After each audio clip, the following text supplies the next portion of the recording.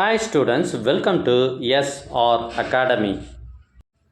10th standard of yearly exam time டேபிள்லாம் announce பண்ணியாச்சு. இன்னும் சில நாட்கள் மட்டுமே எக்ஸாமுக்கு இருக்குது. இந்த சூழ்நிலையில் உங்களுக்கு ஒரு ரொம்ப முக்கியமான கொஷின் பேப்பர் கொண்டு வந்திருக்கேன்.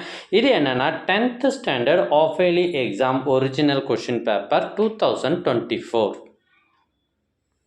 இது எங்கே சார் நடந்ததுன்னா, இது சேலம் மாவட்டத்தில் நடைபெற்ற ஒரிஜினல் கொஷின் பேப்பர் தான் இப்போ நீங்கள் பார்த்துட்டு இருக்கீங்க. இதில் இருக்கிறது எல்லாமே முக்கியமான கொஷின்ஸ். இது ஃபுல் புக்குக்கான question paper. Sir half yearly எக்ஸாமில் எப்படி மார்க் எடுக்கிறது அப்படின்னு நிறைய பேர் கேட்குறீங்க. ஆஃப் இயர்லி எக்ஸாமில் ப்ரீவியஸ் இயர் கொஷின் பேப்பர்ஸ் எல்லாமே நல்லா படிச்சுட்டு போங்க, கட்டாயம் நிறைய மார்க் எடுக்கலாம்.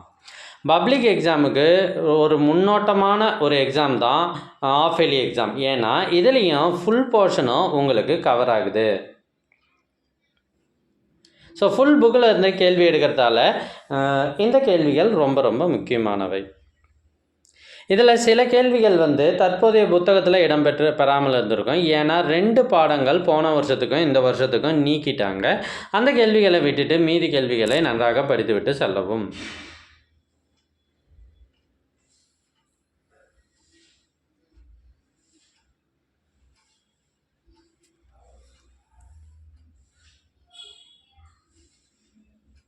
இந்த கேள்விகள்லாம் புக்கில் எங்கே இருக்குதுன்னு முதல்ல குறித்து வச்சுக்கோங்க. குறித்து வச்சுட்டு அதுக்கு ஆன்சர் தெரியுதா பாருங்கள். தெரியலன்னா அந்த கேள்விக்கு விடைகளை படிக்கவும்.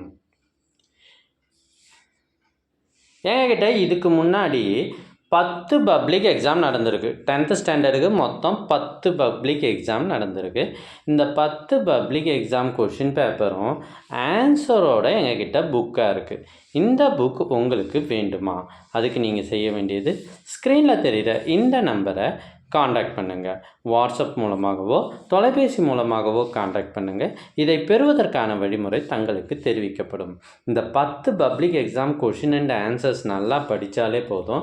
நீங்கள் ஆஃப் இயர்லி நிறைய மார்க் எடுத்துடலாம், ரிவிஷன் டெஸ்ட்லேயும் நிறைய மார்க் எடுக்கலாம். அண்ட் ஆஃப்கோர்ஸ் பப்ளிக் எக்ஸாமுக்கு ரொம்ப ரொம்ப முக்கியமானது. நீங்கள் புத்தகத்தை பார்த்தீங்கன்னா, புத்தகத்தில் 400 பக்கம், கிட்டத்தட்ட மேத்ஸ் புக்கு பார்த்தீங்கன்னா 390 பக்கம் இருக்குது. இதே போல் ஒவ்வொரு புத்தகமுமே பெரிதாக தான் இருக்குது. இதில் எந்த கேள்வியை படிக்கிறது, படிக்காமல் வர்றதுன்றதெல்லாம் நிறைய பேருக்கு கன்ஃபியூஷனாக இருக்குது. முக்கியமான கேள்வி எது அப்படின்னா, ஏற்கனவே பப்ளிக் எக்ஸாமில் கேட்ட கேள்விகள் அனைத்துமே முக்கியமான கேள்விகள் தான். அதனால் இந்த புக் உங்களுக்கு ரொம்பவே யூஸ்ஃபுல்லாக இருக்கும்.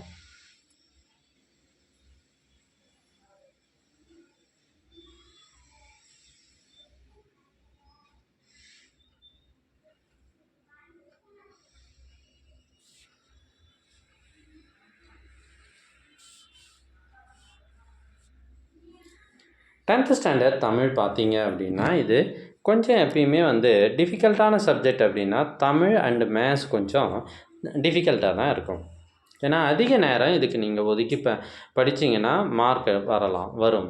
நீங்கள் குறைஞ்ச நேரம் தான் இதுக்கு ஒதுக்குறீங்க அல்லது மற்ற சப்ஜெக்டுகளுக்கும் சம முக்கியத்துவம் கொடுக்குறீங்க அப்படின்னும் பொழுது தமிழ்லேயும் மேத்ஸ்லேயும் மார்க்கு குறைஞ்சிடும். ஸோ அதிக நேரம் நீங்கள் தமிழ் மற்றும் மேத்ஸை ப்ராக்டிஸ் எடுங்க. அப்போ தான் உங்களுக்கு எல்லாத்துலேயுமே நிறைய மதிப்பெண் கிடைக்கும்.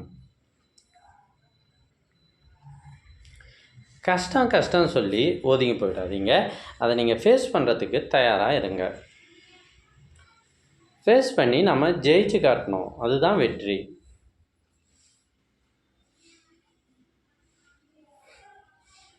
தேங்க்யூ ஃபார் வாட்சிங்.